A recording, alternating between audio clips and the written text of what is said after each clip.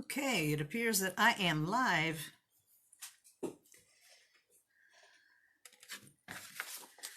Just gonna wait a minute here, see if we can get some people on from Facebook. Hi, Carolyn. How you doing today? Okay.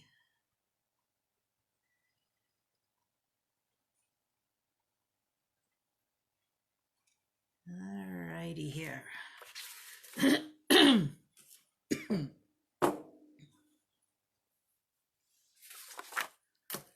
Hi, Pam. Hi, Sharon. Hello there.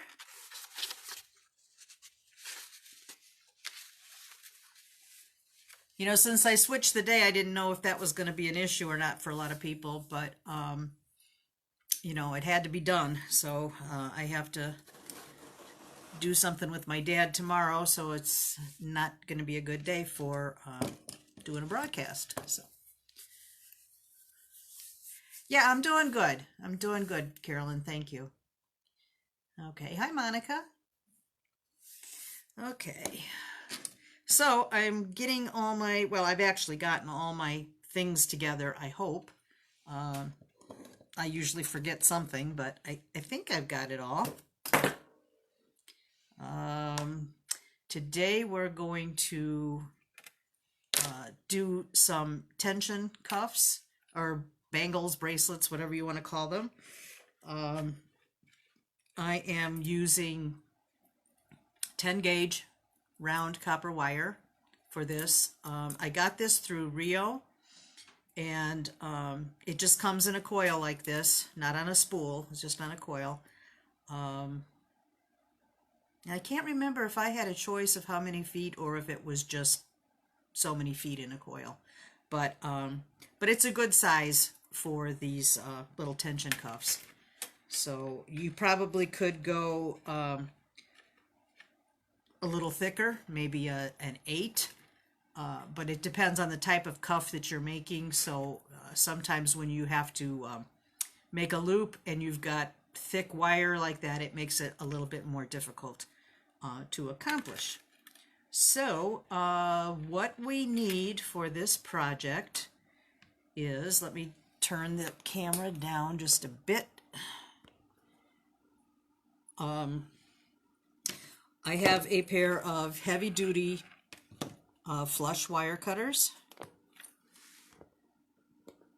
Okay, and I have a metal file. I also have like a salon board emery file, kind of a, I don't know, it's probably 180, maybe 100, I don't know, maybe 120 grit on that. I'm just stabbing a guess at that. Chasing hammer, long round nose pliers. I am using a baling plier.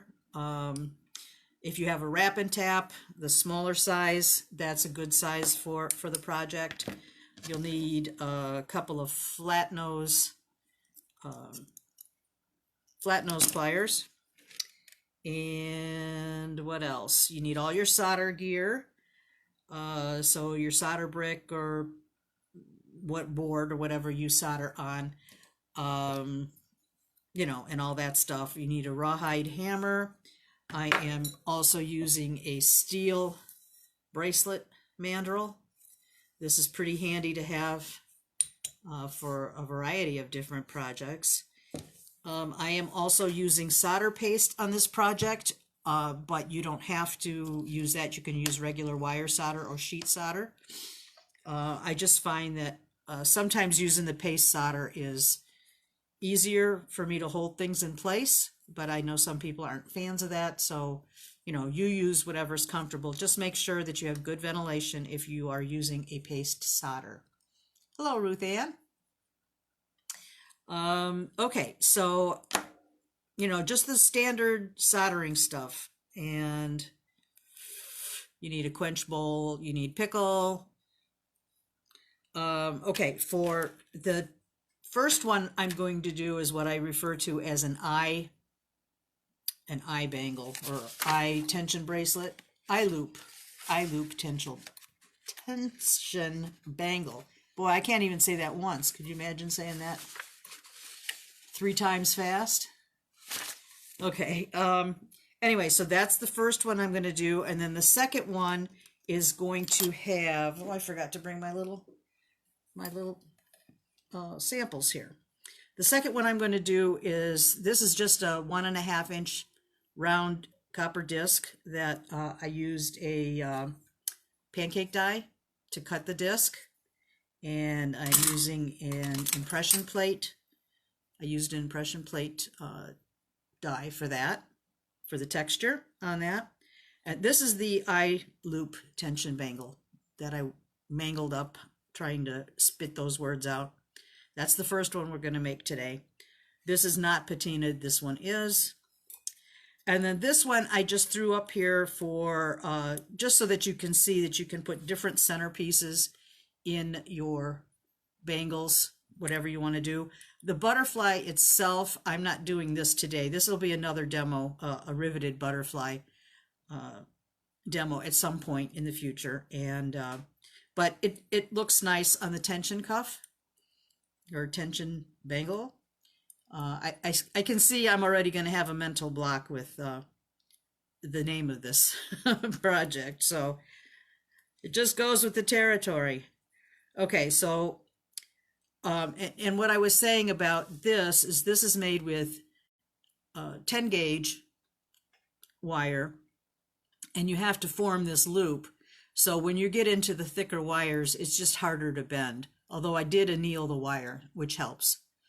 Okay, so that will be the first one that we start. All right. Any questions before we get cracking?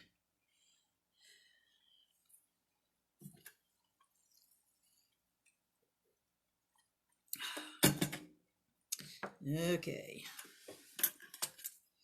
I'm kind of excited. This is just not the project today, but I have these. Well, this is a moth, not a butterfly, but you know, close to it. Oh, the video is stuck. It doesn't look like it on my end. If you can get out and get back in the group page, maybe that will help. If anybody else is stuck, of course, if I'm stuck, you're not hearing me, probably.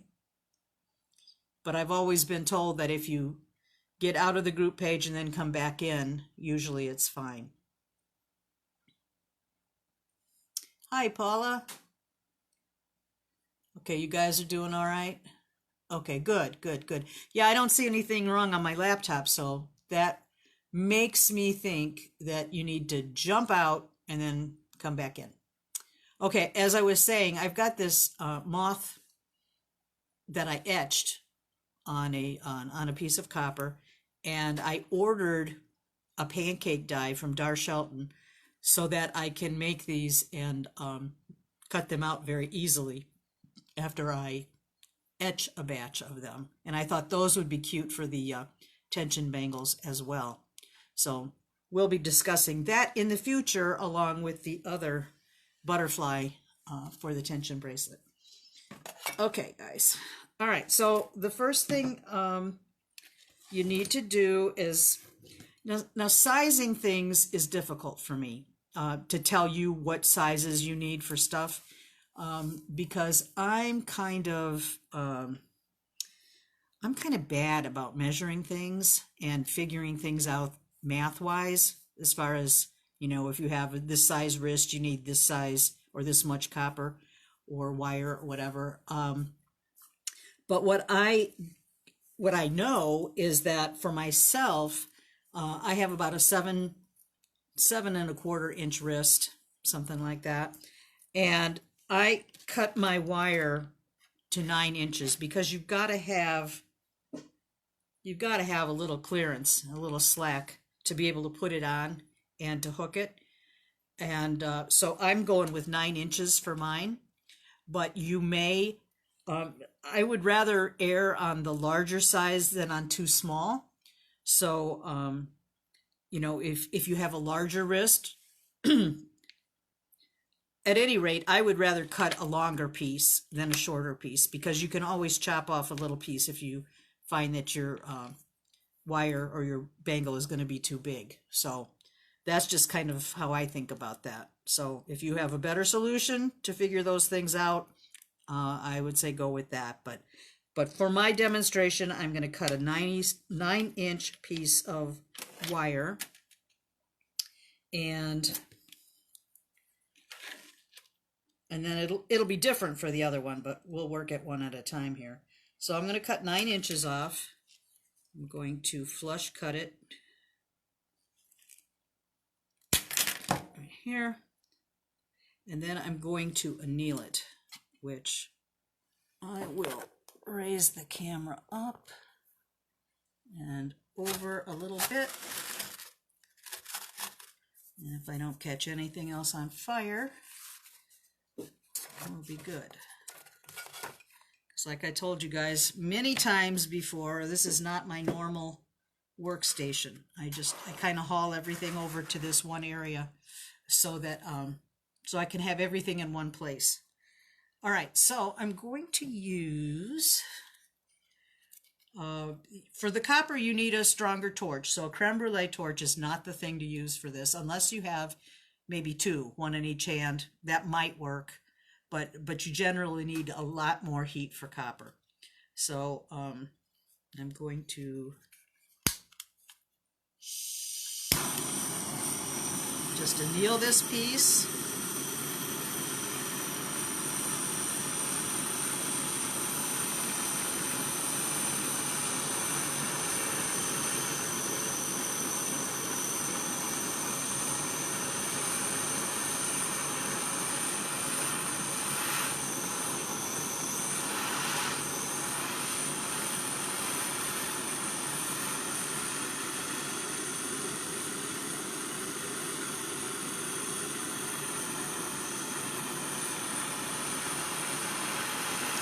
If your light was dim, it would be better, so that way you could see when the copper starts to glow a little bit, then you know that you've got it annealed.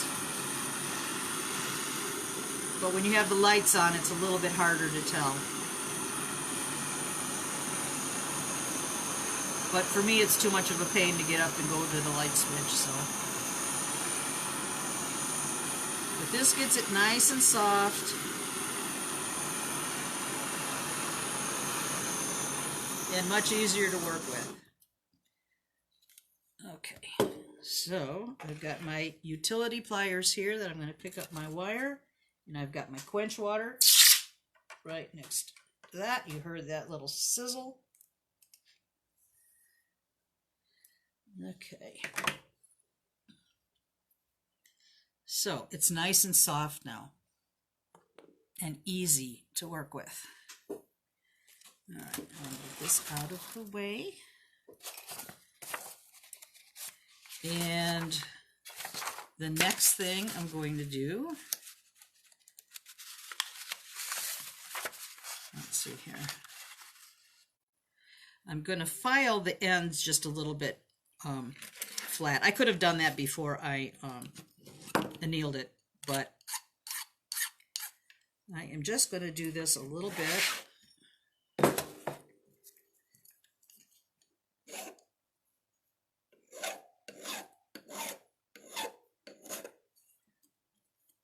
It's very easy to bend now. Just so it's not got any little points on the ends. It's easier to work with. I should have done it when it was still hard, because now it wants to get away from me and bend.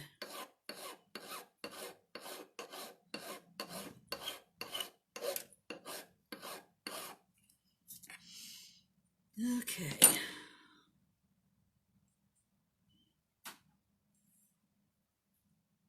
Okay, so now I'm going to take, this is a large, what they call the large baling plier, or might have a different name, but I use it as a, we call it a baling plier. Okay, so I'm going to use this size loop. This one's a little bit too large. And I'm just going to turn this around and form that loop. Okay. Then I'm going to take my flat nose plier and put it in the loop and pull that loop back a little bit. And I want to snug up this loop a little bit. Okay, can you see that okay? So, you know, I don't really want to go any larger with a larger hoop, but you could, or loop, I should say. But that's the size that I like. All right, so now I'm going to take my bench block and the ball peen end of my hammer, and I'm going to just texture the wire. Okay.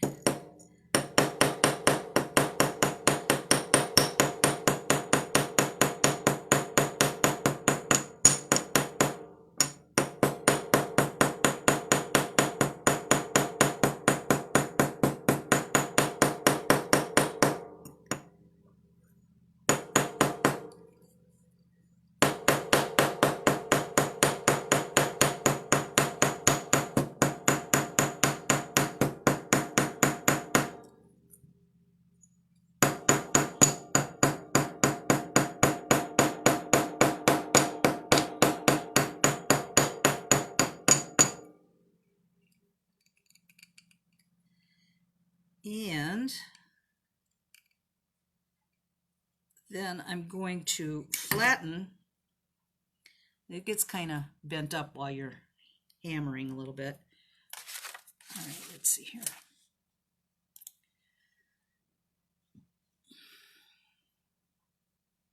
Hi, Mary. Excuse me, just a second.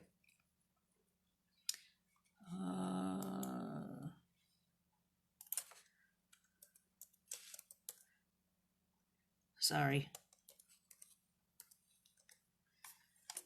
All right. Had to send somebody a message that was looking for me. Okay, so I'm going to flatten the very end of this wire here with the other end of my chasing hammer.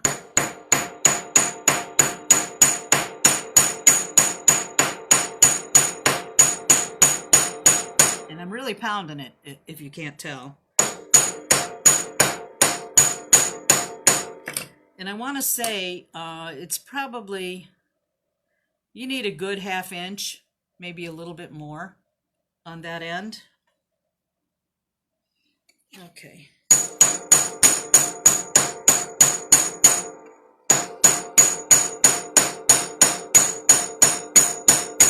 And the wire tends to spread out a little bit, and sometimes in the direction that you don't want. So I'm going to just put it sideways here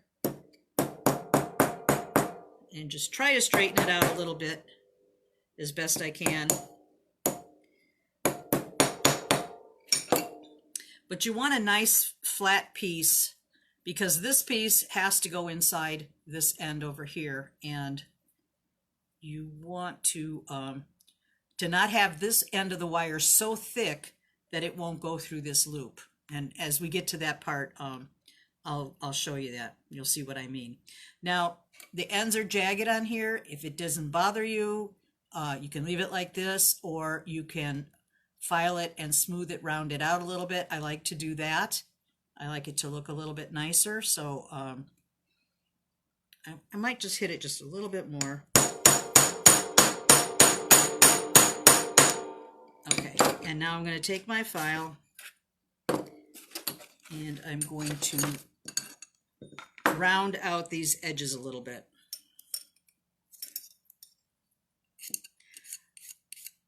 I should have a bench pin here, but I don't, so that might be easier to hold it on.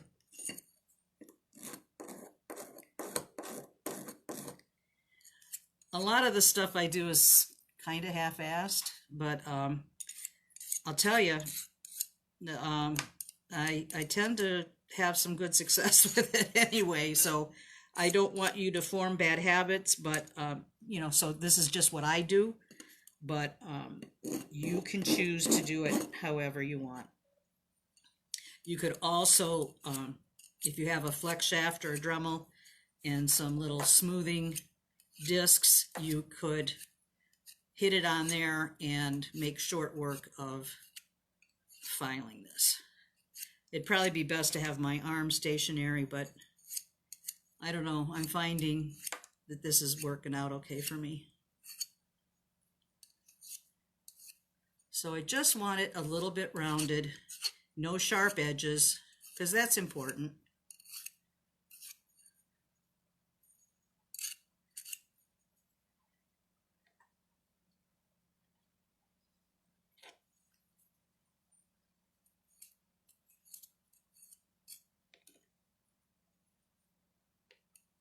Yeah, this is 10 gauge. You could use 12, but I think it's a little thin. But you know, some people like real dainty things, but I'm not one of those people. I have a lot of real estate to put things on, so I tend to not be dainty. All right, so I've rounded that out. And I'm going to re-anneal this now because where I hammered all of this, it's gotten hard and stiff, and I want to bend this. And I probably could do it, but it's so much easier to just anneal it again. And actually, I think I'm going to hammer just around the loop a little bit, just to put a little texture on that.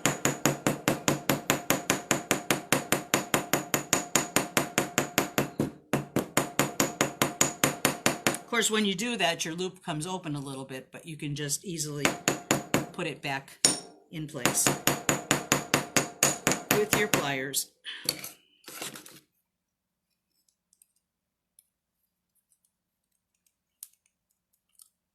You could actually even solder this if you got this to have a really good join on here, you know, very close and tight. You could solder that if that made you feel better. You could do that. Okay, so now I'm going to take this back, and of course I always get that phone call. All right, so now I'm going to anneal this again.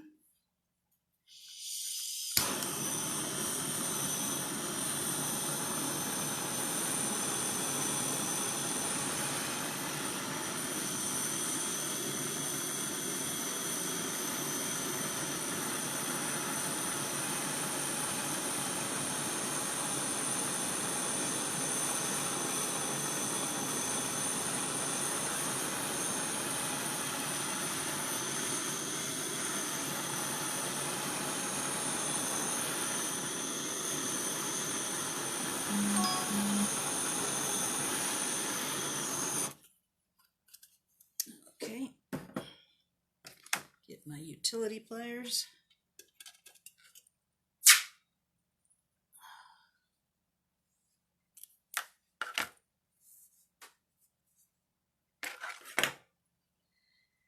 And at this point, you could either choose to pickle it right now to get this fire scale off, or you could just proceed, and then if your pickle pot is long, if you have an oval one that you could put this in, you could do that. But I have a smaller pickle pot today, so I'm going to take my bracelet mandrel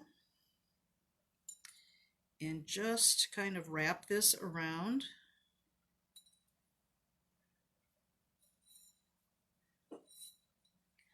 And this is just kind of at a trial stage right now. Hi, Nancy. Hey, Norma. Okay. I'm just trying to get, and I just pushed that eye loop right there. Okay. In my world, this is all guesstimate. So, like I said before, I'd like to tell you precisely the sizing for everything, but my mind just doesn't go there. So you'll have to do a little bit of experimenting. All right, so I've got the shape. Now I've got this piece that I have to bend over for, I'm going to call this a clutch. I don't know that that would really be the right terminology or not, but it's kind of like a hook or clasp, or I don't know, but to me it just seems like a clutch might be the right word. And I'm going to make sure that my loop is closed up a little better. And I'm going to take long round nose pliers and just at the tip, just bend it over.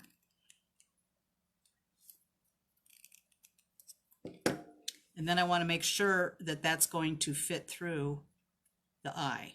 At this point, the wire is very soft because I haven't pounded it, but it does clear it. All right, so what I'm going to do is leave it in this position, and I'm going to put it back on the bracelet mandrel. I'm going to push it down, and I'm going to take my rawhide mallet and whack it to harden up that metal.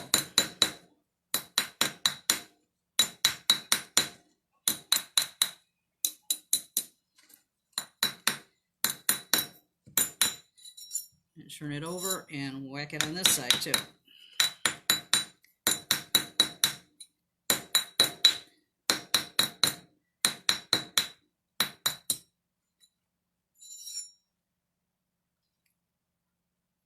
Now, was that simple or not? And then this would go in the pickle.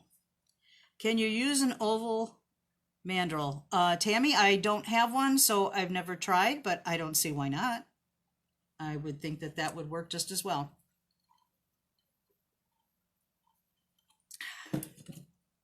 Okay, so I'm going to open this up.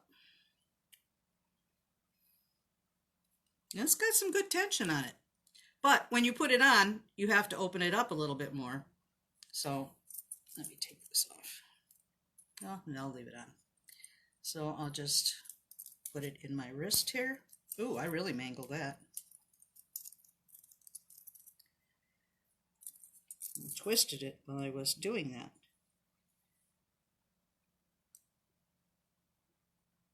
You should be able to do these things by yourself. Okay. So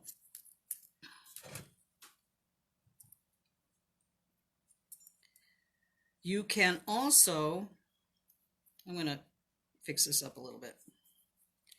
You can also, after you pickle it and patina it, you can also tumble it, and that will help a little bit with hardening the wire.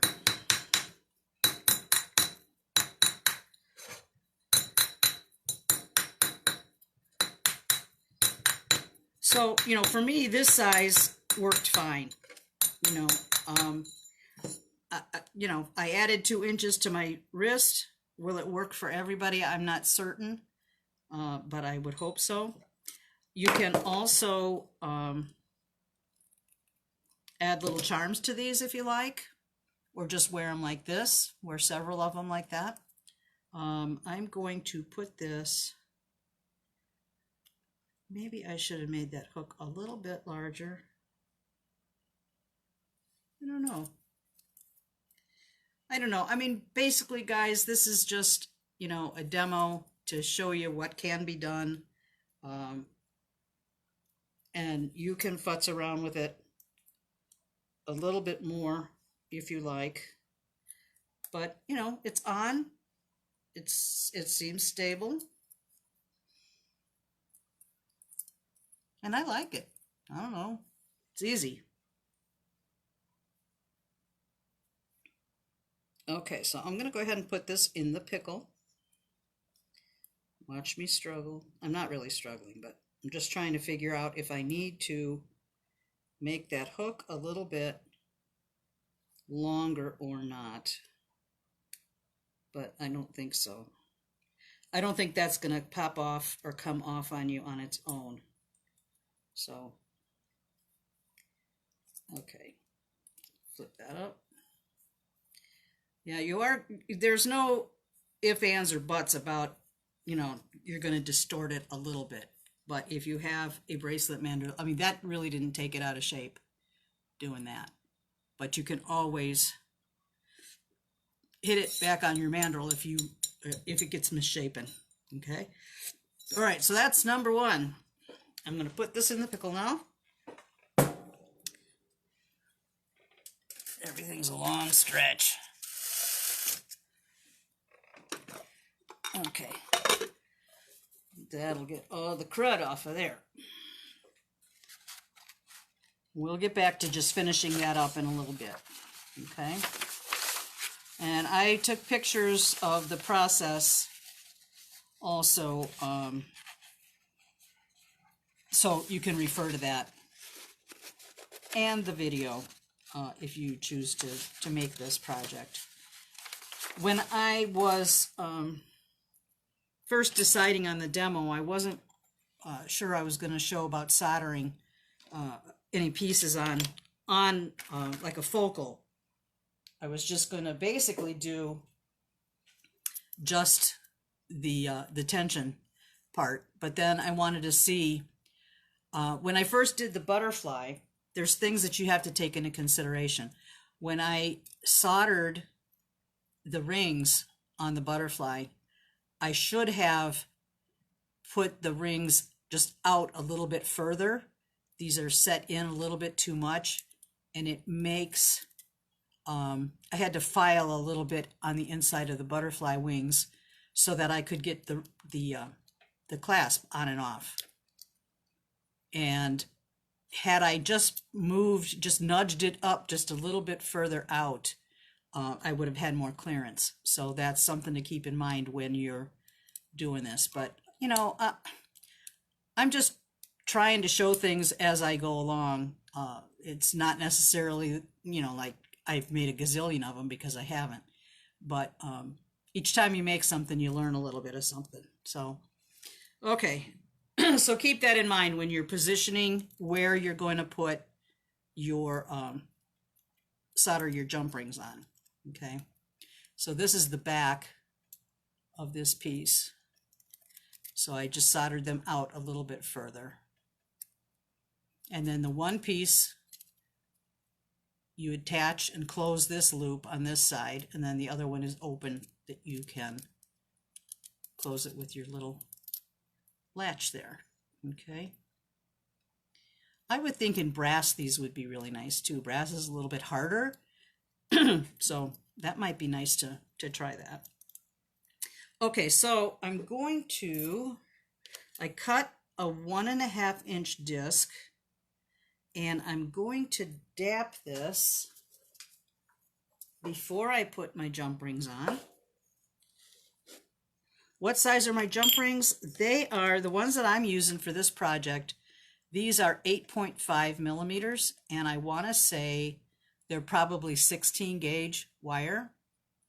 They need to be, a fairly substantial jump ring. They have to be large enough for that bent wire to go through them to clear it, and also thick enough, to be sturdy. So that's what I'm using on here. I already, like I said, cut my disc. I have a pattern on this one, so I want to make sure that I put the rings on the sides of the pattern. And I'm going to just dap this.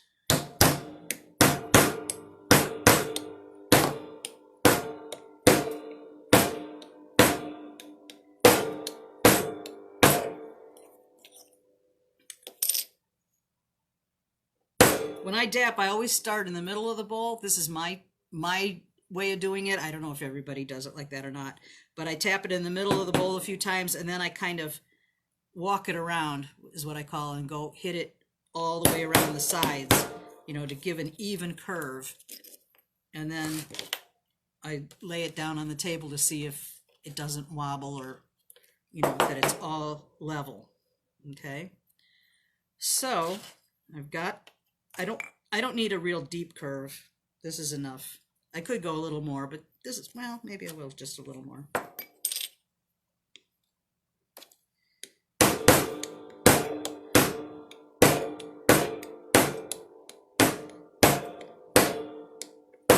And another neat thing that you could do, I just chose just a piece of metal with a pattern on it, but you could rivet little pieces on here, or you could solder little pieces of different things, little embellishments on here.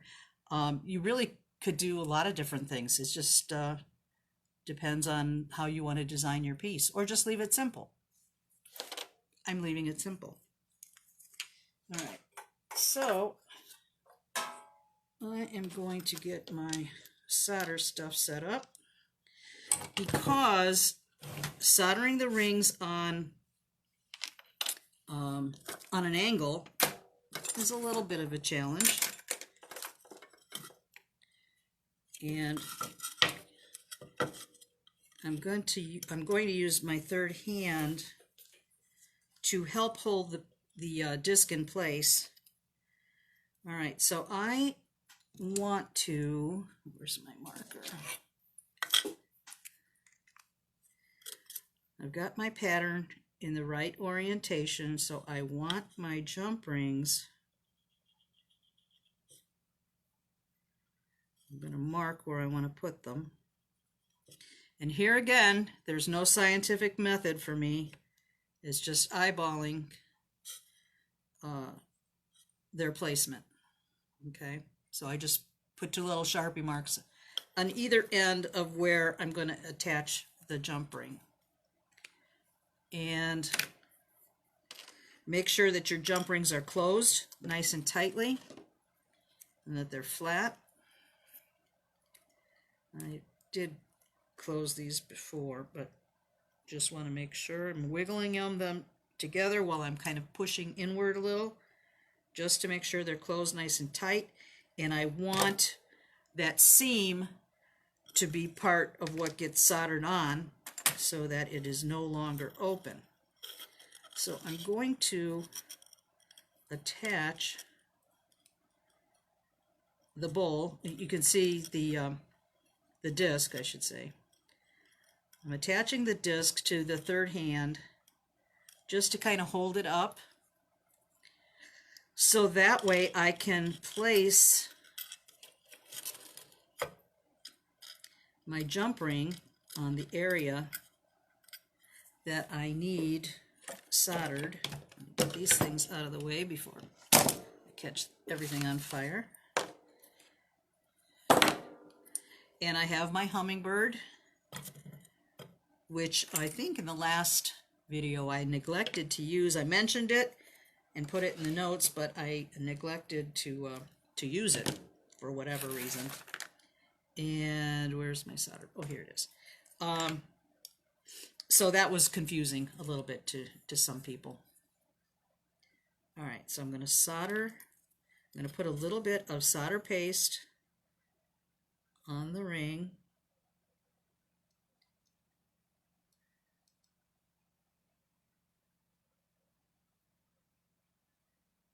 It's probably way more than I need, but I am going to also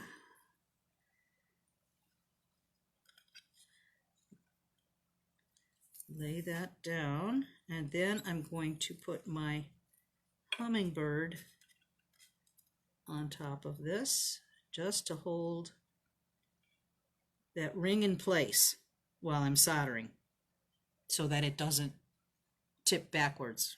Okay,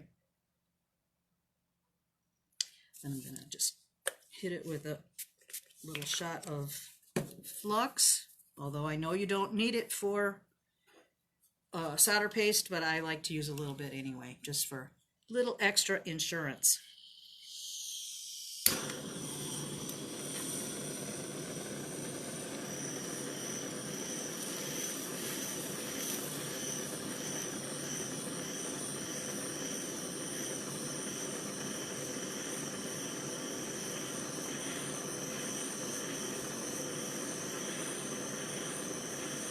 It takes quite a bit of heat.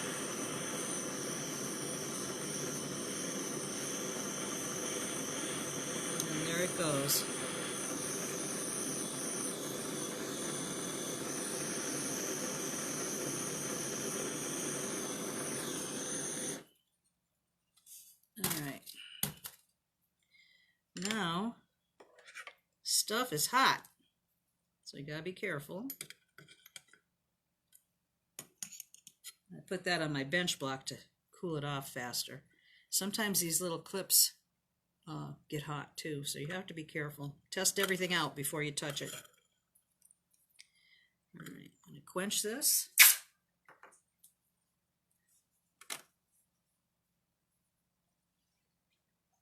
Okay, that's on. That's good.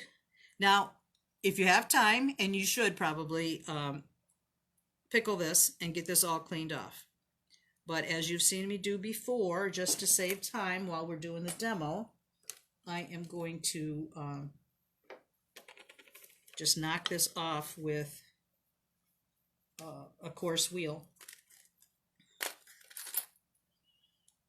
I like to use these 3M, these real coarse ones. They are pretty good to clean up stuff pretty fast.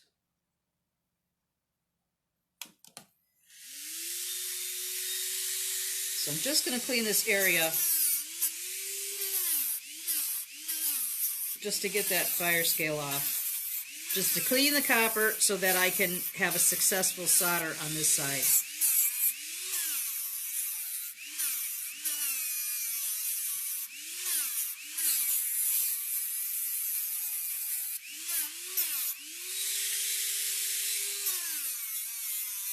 Of course, I just took off my Sharpie mark when I put the flame on the metal, so I have to kind of re-eyeball.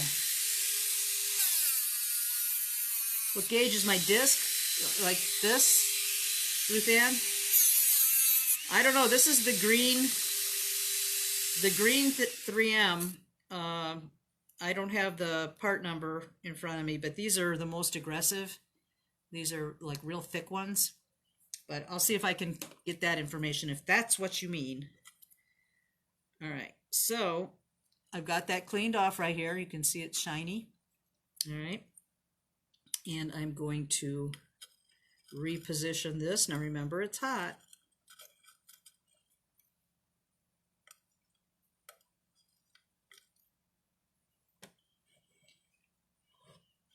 Okay.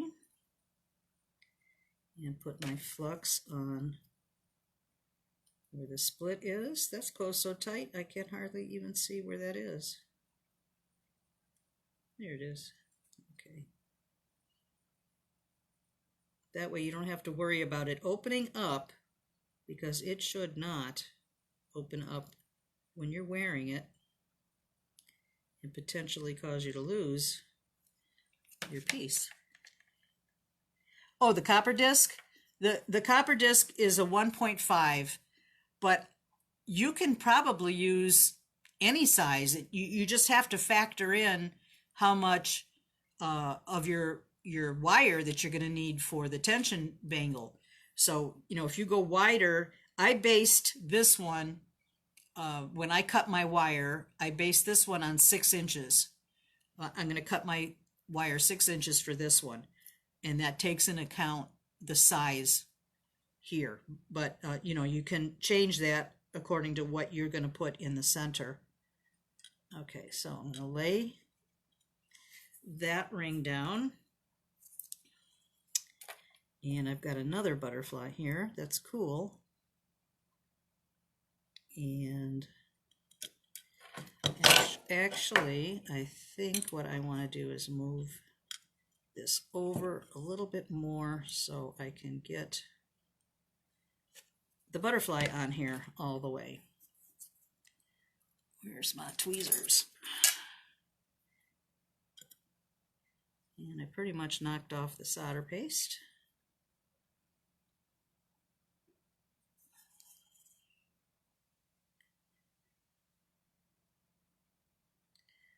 Well, that kind of screwed me up. There it is. Just trying to find that split again, because that's a little bit important. Okay.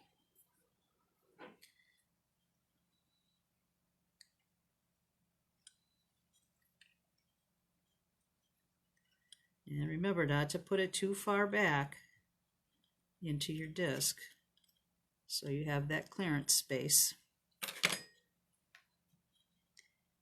And lay my butterfly down here.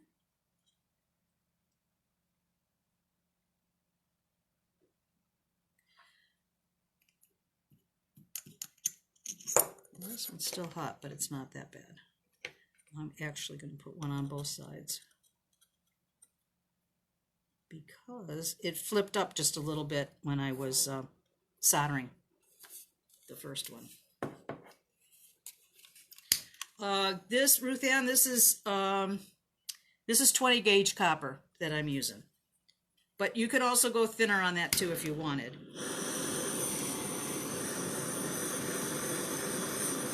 Or thicker.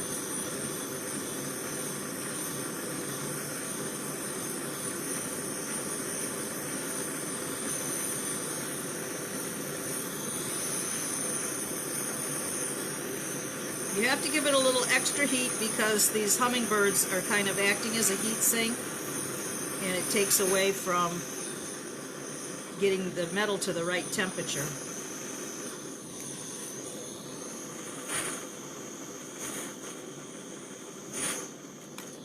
Pretty sure I got that. What is wrong with this thing?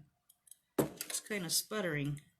Get these stronger ones. I don't trust the tweezers with removal of these.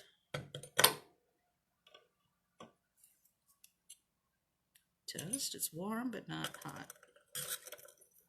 All right.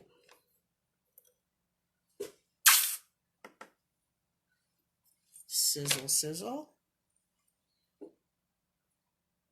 It's on. They're both on good. Okay, so there is the beginnings. I'm going to put this in the pickle and I'm going to take the other thing out, the first tension bangle. And I'm also going to move this out of my way because it's hot.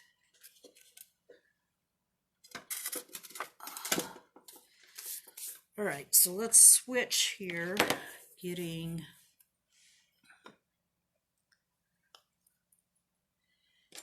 this in the pickle. Well, I guess I can leave that other one in there for a few more minutes. It's actually okay, but I can leave it in there and we'll work on the bottom part now. Okay, so I'll cap this up.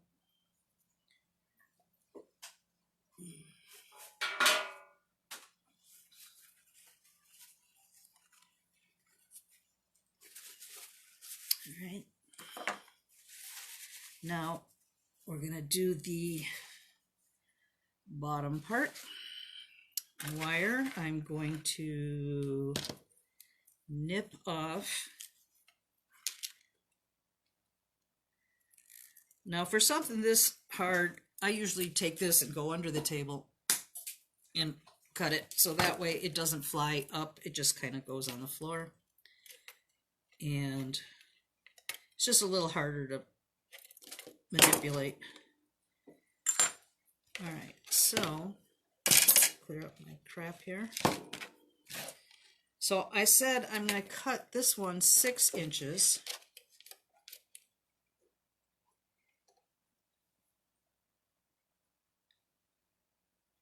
Okay. Flush cut on this one.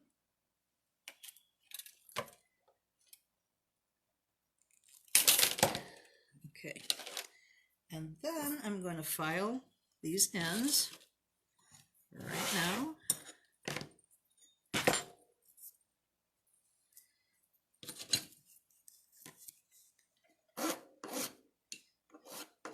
Yeah, it's easier when it's not annealed.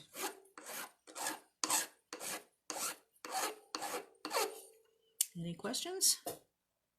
Hi, Linda. Yes, there's always a replay on these. They're always in the, well, you know, everybody has different devices, and it's hard for me to tell you exactly where they're located. But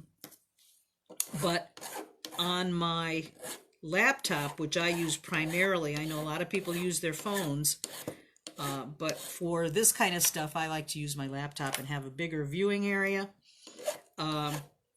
But on the top of the group page, underneath the banner picture, you know, there's a bunch of different headings, you know, for about, discussion, members. Then there's media. You're looking for media. You go to media and click on that. And then below that, there'll be choices of photos and media. No, photos and videos and something else. But videos is what you want. You click on that. And you'll see all my little pictures come up, and the most current video is the first one up on the page. Okay. And they go according to date, basically. Although there's no place to put dates on there, there's no place to mark it. You just have to click on that picture, and then there'll be a title for the demo, and you can choose that one or go on to find a different one. The other thing is, if you're on your phone, I believe phones don't have that media option. I think it just says photos. And your videos, the videos are mixed in with all the photos. So you kind of have to hunt and peck to find that stuff. Okay. But if you are, I mean, that is the way to find them. But if you are having difficulty finding a particular video, and somebody who knows exactly where to find them can maybe post you a link. I mean, if I see it when you post that question, I will copy and paste a link on under your comment. But I don't always see it. But I have seen where other members do it for the person in question, and I think that's great if we all kind of help each other out like that. But unfortunately, with Facebook, I mean, it's a wonderful opportunity to do these things, but and do them free, but you have to kind of work with what you're given, you know, as far as our abilities to put stuff out there. So it's not a perfect system, but hey, it's better than nothing is my opinion. So just have to kind of look for stuff, have to hunt. Okay, so I filed both of my ends flush, and now I am going to anneal this. Move it back over here. Where can you buy the hummingbirds? The hummingbirds are from a man on Facebook called Eli or Ellie. I'm not sure how you pronounce his name. Gahami or Gahamin, which I will also have in the handout. And you just go to his page and send him a message that you're interested in the hummingbirds, and he will contact you with pricing. He's got some YouTube videos that show how to use them and also the different models that he makes. I have 3 of the ones that he makes, and I have a single. This is called a single. And, ooh, that one's hot. This one is a double, I guess. It's got 2 pieces. I'm not really certain why it's like this, but I figured it was another choice, and I guess you can take one of these off if you don't need quite as much weight, you know, to hold something down. And then there's one that has 3 legs or arms or whatever you want to call them. And this one I don't use quite as much as the other 2, but it does have its uses. So like I said, it'll be in the handout to get his name right. It's a name that I struggle with pronunciation, so yeah. Sonny, I'll just go ahead and I'll post the link. The link for this video or for Eli or Ellie, whatever. I'll do whatever I can to help you guys out. Okay? All right, so I've got my piece ready to anneal.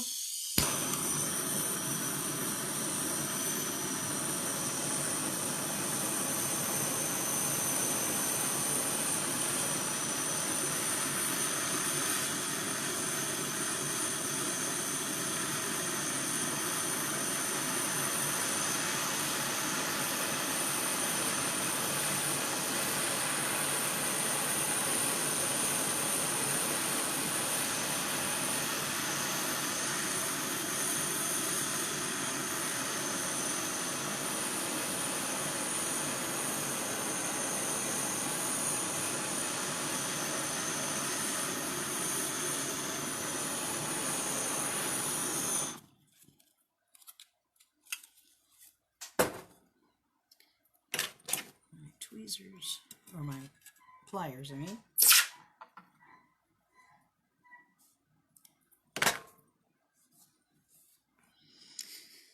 Okay, and I'll come back here.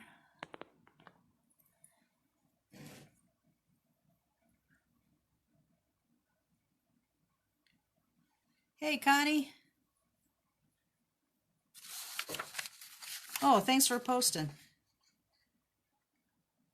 Thank you, dear.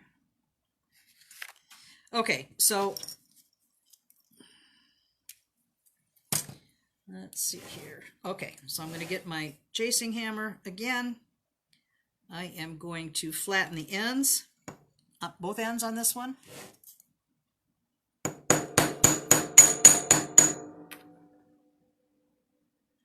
Debbie, you said you don't get notified either, and I have to set it.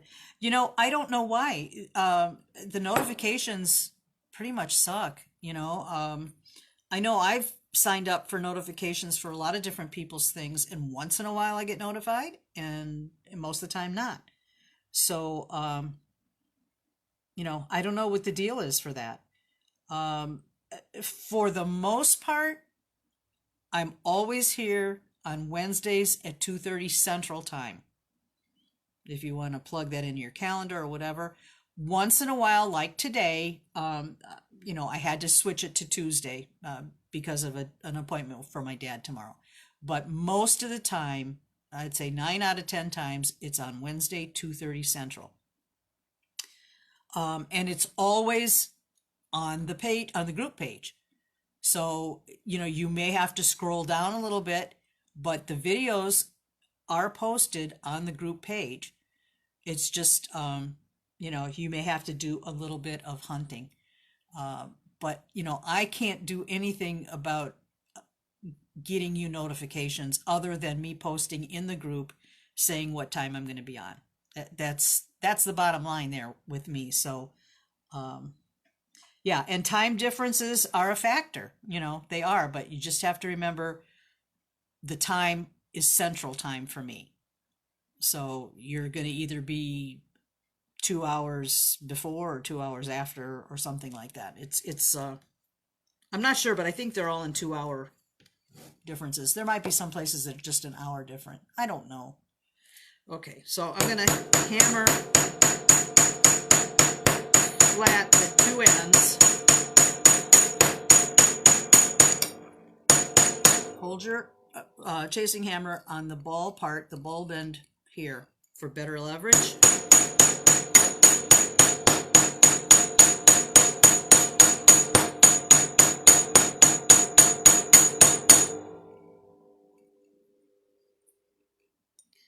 And make sure that your wire is going the same way to hit the other end. Oh yeah, Paula, 5 hours. My daughter's in Hawaii. She's in Honolulu. She's in her last semester of law school out there. So I always have to keep that in mind when we talk, because it's always 5 hours difference. And with our bedtime schedules, it doesn't always work out. So, okay.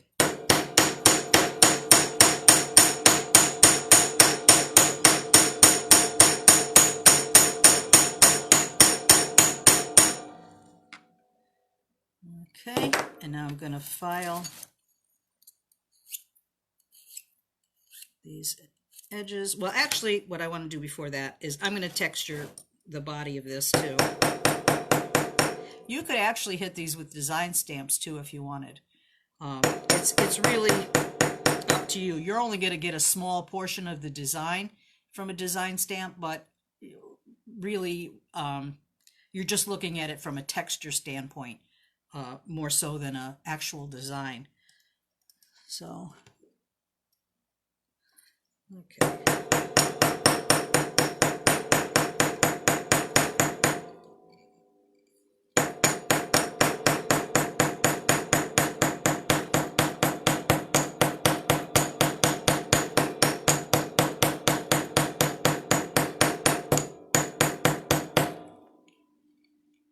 It stiffens up pretty good.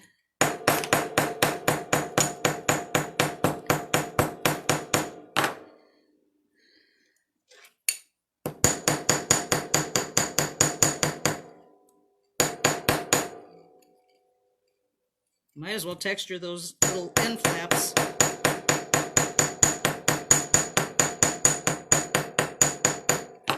Okay, so now I will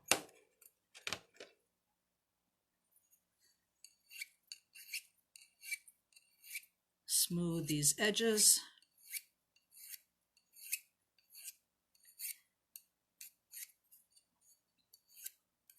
I am using a number 4 file. I have a 2. This is a little finer than the 2, and I like this a lot for this type of work, for just this reshaping.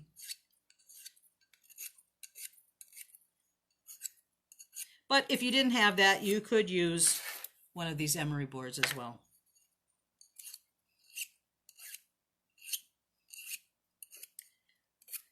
Okay. You want it to look nice, not too rough. So, or smooth as opposed to sharp when you're putting this, putting it on or taking it off.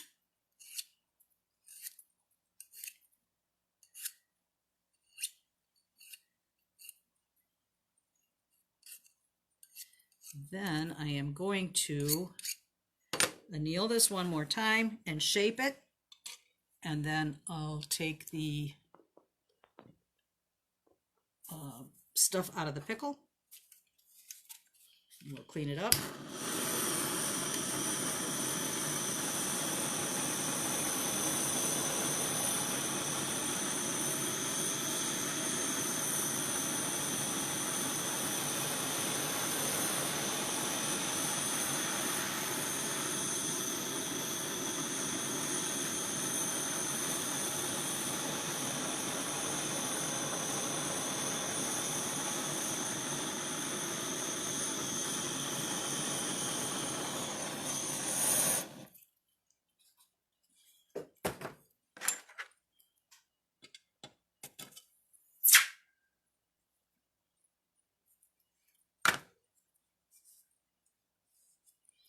All right, get my steel mandrel back.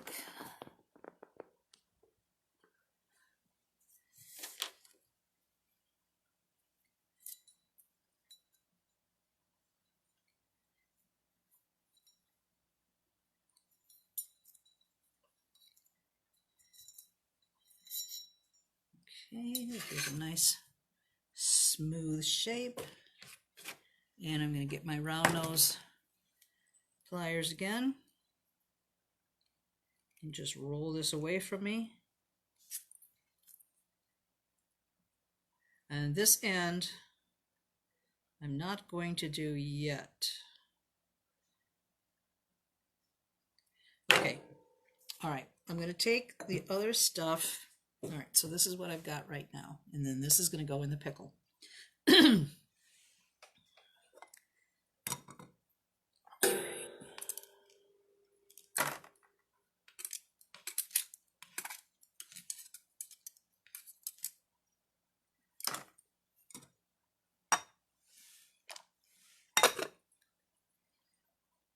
All right.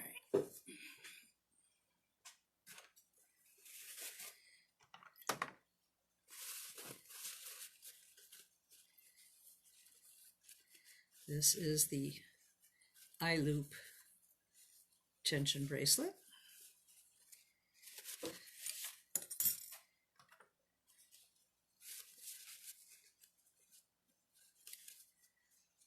And I love this texture. This is a texture impression plate from Roberta Peel, and this is the petroglyphs. So it's got all those little guys on there that I think are cool. All right. So now this has got some silver solder on it because the solder paste is silver. And I know I've said it before, there are copper solders out there, but they still turn silver. So that's a problem. So you have to plate your metal to get that to cover that silver up. Okay, so I'm going to knock this off with my 3M. Now I should have a mask on, but I don't have one right next to me because I'm a putz.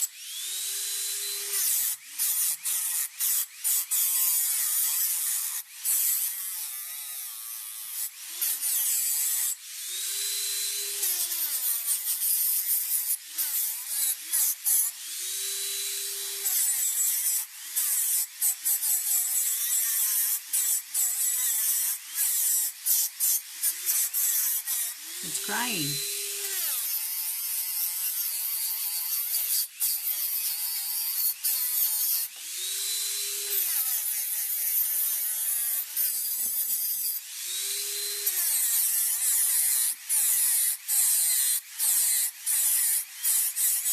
It's saying no, no, no, no, no, no.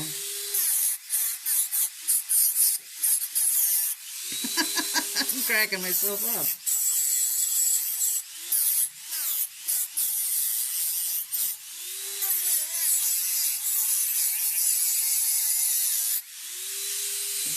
Oh, I just remembered something that I forgot to do. There's a cup warmer out here. Turn that on. Oh, I didn't plug it in. Darn it.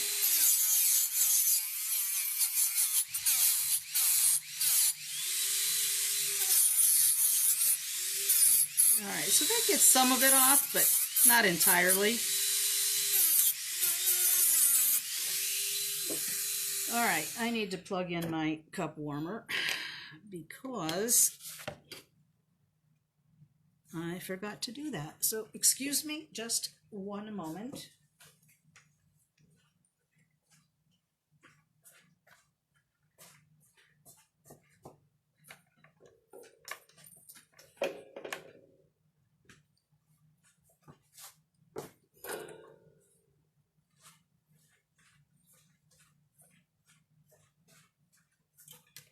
All right. Now we're cooking. All right. I should have had this on before. So, yeah, Roberta has some beautiful plates, doesn't she? She does indeed. All right. So for this is for the plate, for plating, I should say. I'm going to take some hot blue pickle. The key is having old pickle that has lots of little copper bits in there. And some steel wool. I usually save my really cruddy steel wool that's used. And for this, I don't care if I'm using steel pickle or steel tweezers because that's what the stainless or the steel wool is. So I'm going to kind of bury my piece in that steel wool. It's kind of stinky. And it's like as soon as you put that steel in there, it kind of, the blue kind of disappears. It's weird. I didn't tear up the, usually what I like to do is have a layer of the steel wool on the bottom of the piece and over on the piece, so it kind of covers it completely. And I didn't stretch this out good enough. But I think what I'll do is I have another little shred that I'll just kind of poke in there. So generally I will leave this sit for about 10 minutes with the heat, and it tends to work very well. So I want to get this out from under my nose. I don't want to breathe that. Okay, so in the meantime, I will clean this piece up.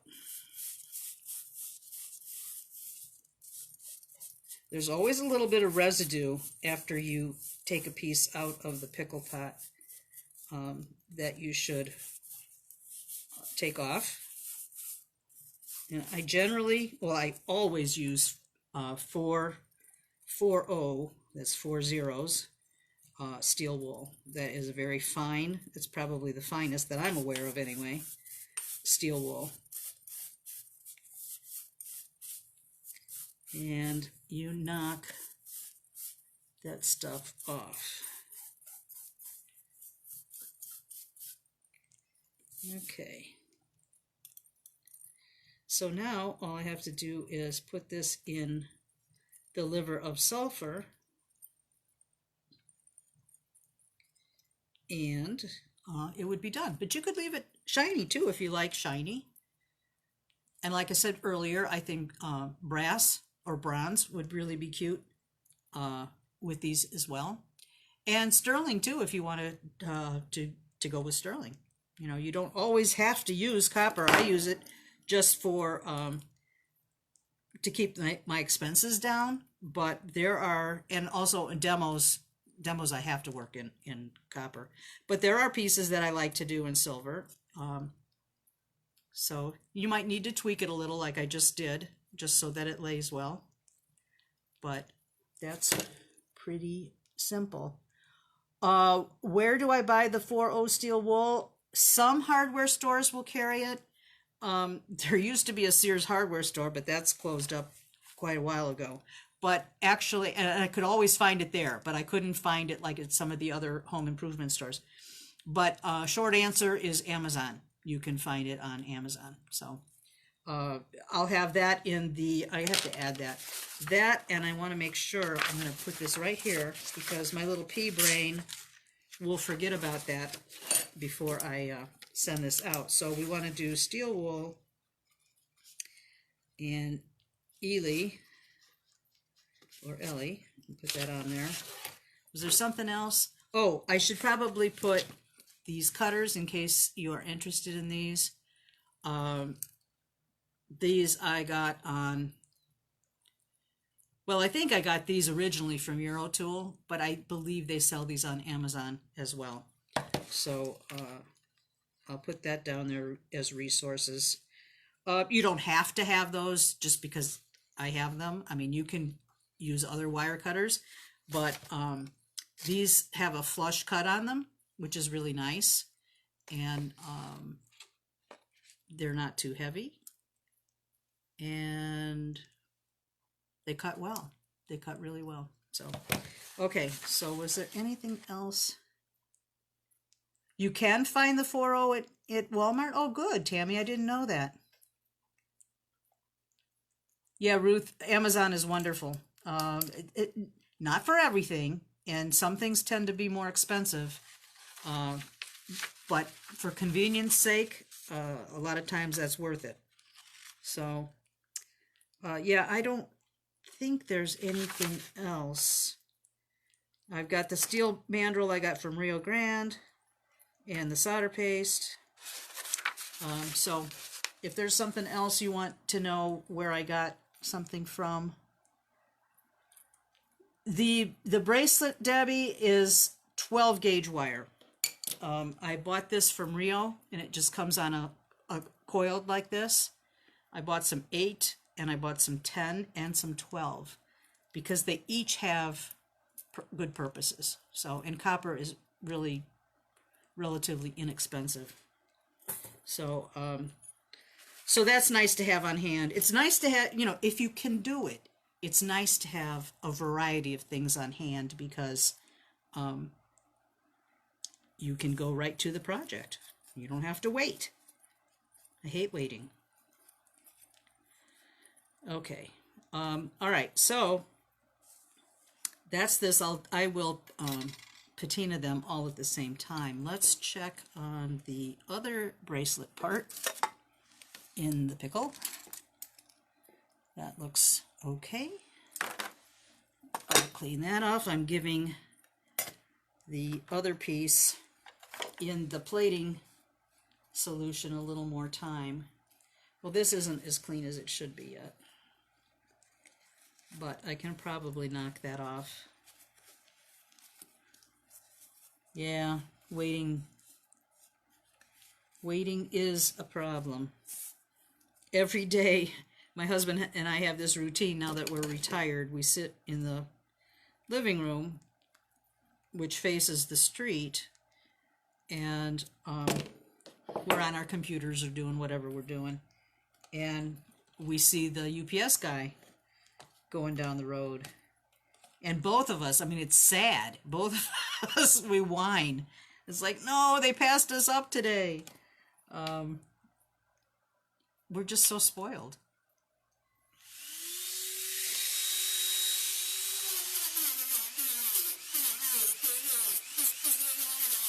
This is impatience right here. So if I had just waited a little bit longer in the pickle, this would have all come off.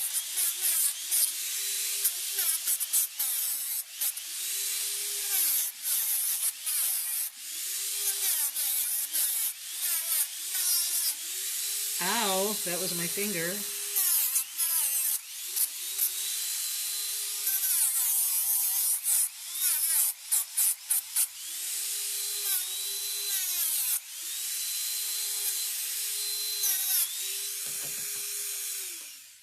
Okay, so I got off the nasty crud with that. What kind of pickle do I use? I actually have two different kinds. I am using citric pickle for today's demo. I always have a pot of this going because this one turns nice and blue when it gets old. So I use that quite a bit. When I need things pickled super fast, I have a different crock pot with, that one's an oval. And a lot of times I'll do sheets, you know, like cut strips and things like that in that pickle. But that is actually, it's a pool acid. I bought it at Leslie's Pools. And I'd have to find the name for that. But Joni Kisro, on one of her demos last summer, she mentioned that. And I was amazed because when I was watching her do her demos, she'd put her piece in the pickle and like take it out like in a minute, and it was like perfectly clean. And I thought, oh, I need to get some of that. So you know, I asked her, and she said it was from Leslie's Pools, and it was called Pool Acid. I don't know if there's another name or not, and that's what I'll try to verify for you. The pH down is another one, but I've not used it myself unless Leslie's version is this. You know, I don't know. So, I mean, I guess different companies call things by different names, but I've heard that pH down works as well. So I could indeed have that, but that wasn't what it was called on the label. All right, so let's check the plating, how that's going. I'll bring this over here in view.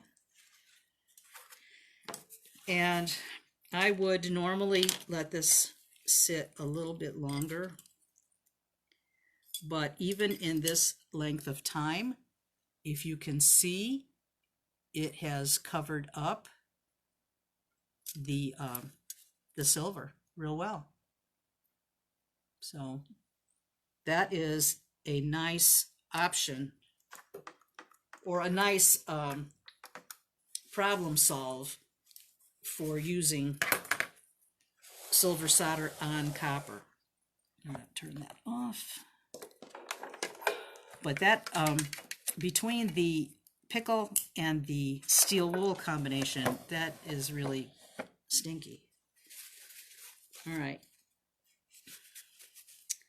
So I'll just clean that up. And I know I've said before in some of my demos, these little foam craft sheets, I use these a lot to work on, especially when I'm cleaning things like this, because it stays pretty stable when I'm cleaning the piece. And I see that I actually am a little uneven. I soldered one ring a little bit further in than the other one, but that's what you get when you eyeball stuff. So, but I'm okay with that, you know, I'm okay with that. Unless you're really a nitpicker, which I guess that I really shouldn't say that, because there's nothing wrong with wanting to do things well.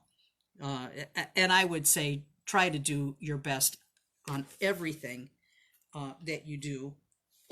But sometimes things don't work exactly like you think they should. All right, so what's left to do is to patina. So this is my piece here. I'm going to patina this before I hook it together. And that is yet another small crock pot, which is not in my reach. Bear with me here, folks. Just got to put a little bit of liver of sulfur in the crock pot. Ew, that might have been a little too much. Stink-ola.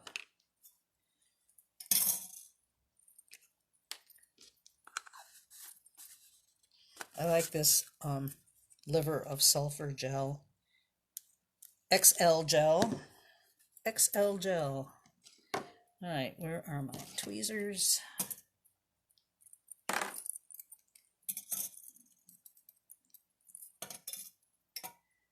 Yeah, that was a little bit much on the liver of sulfur, but oh well, done.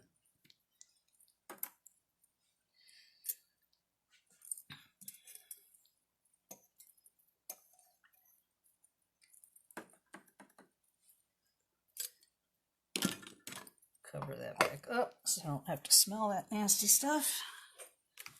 All right, and back to this. And I guess I'll just shake those on the floor. Why? Poor floor. All right, now I'll take this and clean it up.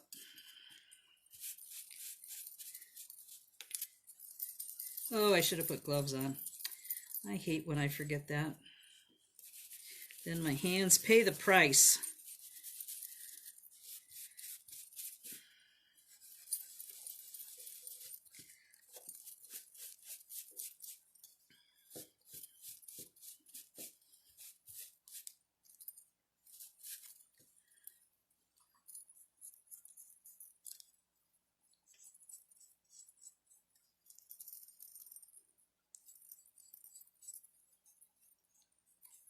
Just clean off as much as I want off of there. And I would, after this stage, after they're all put together, then I would throw them in the tumbler for a little while in hopes that they harden up a little bit more. But they're pretty good as they are. Let me check here.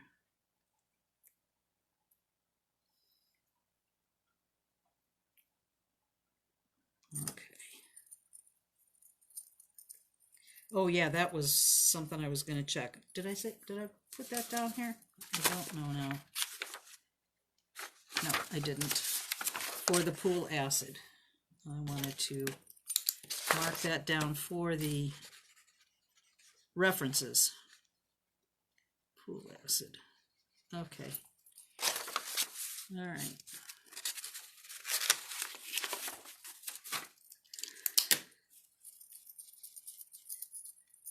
My hands don't look so bad, Ruth, because I haven't really been doing that much. And I haven't started gardening yet, but after that starts, my hands are going to be a wreck. So, but that's okay. It's for a good cause. All right. So that's that one.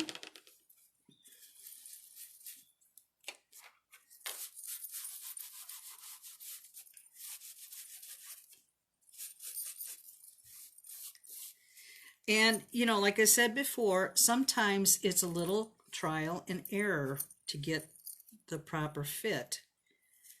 And, you know, like a dummy, I was forgetting when I textured the ends here, I should have textured the reverse side, because I can still maybe do that on this end, because that's the side that gets turned over.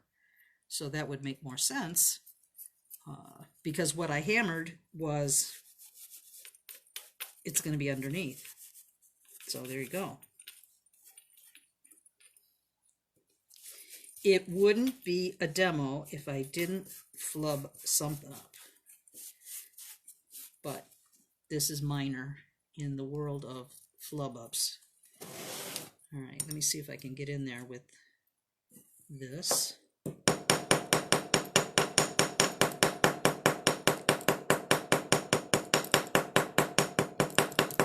It's too late for this side, but that gives a little bit of texture.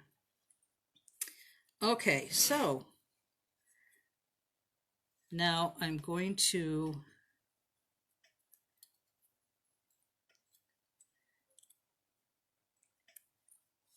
this is the part that takes a little bit of fiddling around.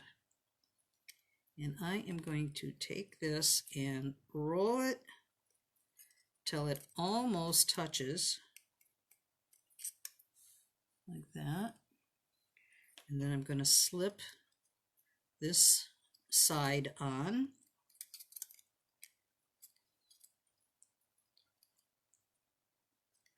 And I think I want to pull it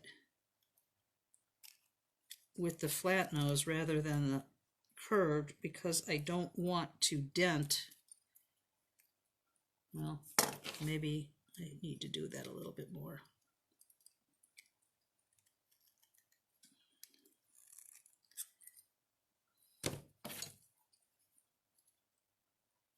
Just going to squeeze that on. There we go. So that way this end is secure on here. Okay. All right, so then this side, that distorted it a bit, but it has to get hammered. And I think I made this one too small, for me anyway. Oh, where's that? Here it is.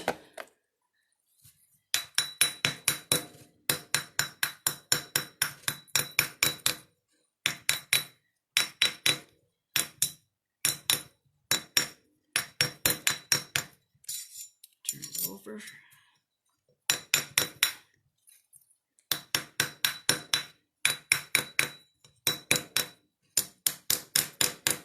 I've got a Mississippi roast in the crock pot right now. Not in these crock pots.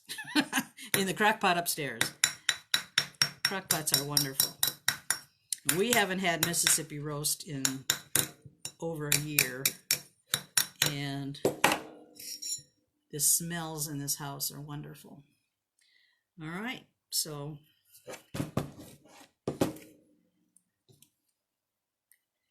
there you have it. And I think this one's too, well, maybe it's not. No, it's not. There you go. It could be a little bit bigger, maybe a ½ inch bigger.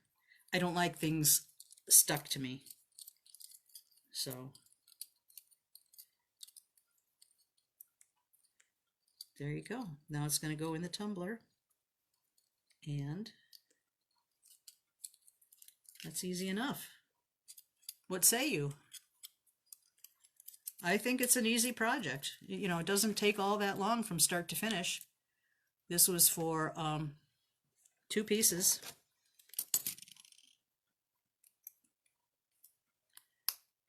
There you go. Yeah, this one is definitely bigger than this one, but you know, that's minimal investment in this. Minimal. And minimal, you know, cost-wise and time-wise. So, you know, if you don't get it right the first couple of times, just keep with it. If this is something that you like to do. I think they're very cute, and like I said earlier, you could rivet things on the top if you wanted. As long as you've got this domed, you know, the bottom of those rivets should not hurt your skin at all. I mean, they shouldn't hurt your skin anyway, but you could definitely either solder something on or rivet something up. And here you could even hang a little charm or something from the eye. So it's easy enough to do. So let's see here. Oh, back down to me.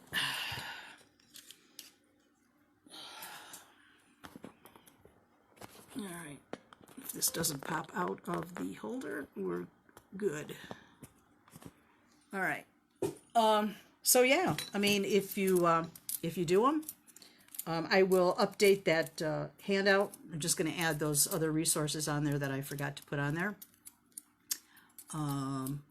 Sharon, Mississippi roast sounds intriguing too. It is wonderful. I'm sure many of you guys know about it already. But it was a recipe that's been flopping around the internet for some time. And just Google it.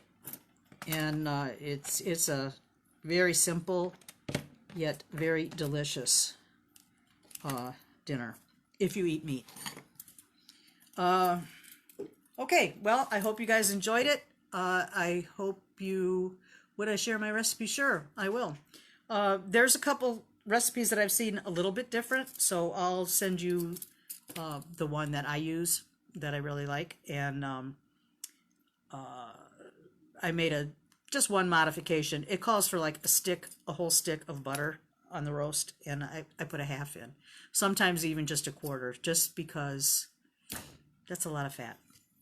So, but it is so good over mashed potatoes or in a sandwich.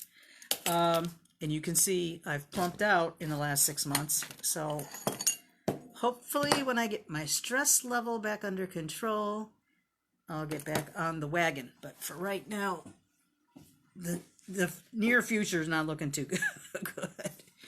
So yeah, you know what? I'll just post the recipe in the group page. I mean, it's not got anything to do with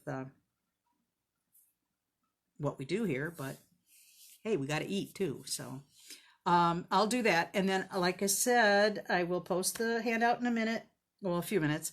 And then I have to decide what to do for next week. So I might do enamel next week. I'm not certain, but that's been kind of on my mind. So I may do that. It really comes down to how much time I have with the needs of my dad. So he's supposed to get released next week from the rehab place. And I'm not certain what I'm going to do about that yet. So, okay, guys, thanks for watching. I appreciate it. And I'm going to go check on my roast, and then I'm going to go sit outside for a little while on this beautiful sunny day. So, okay, guys, thanks. Bye-bye.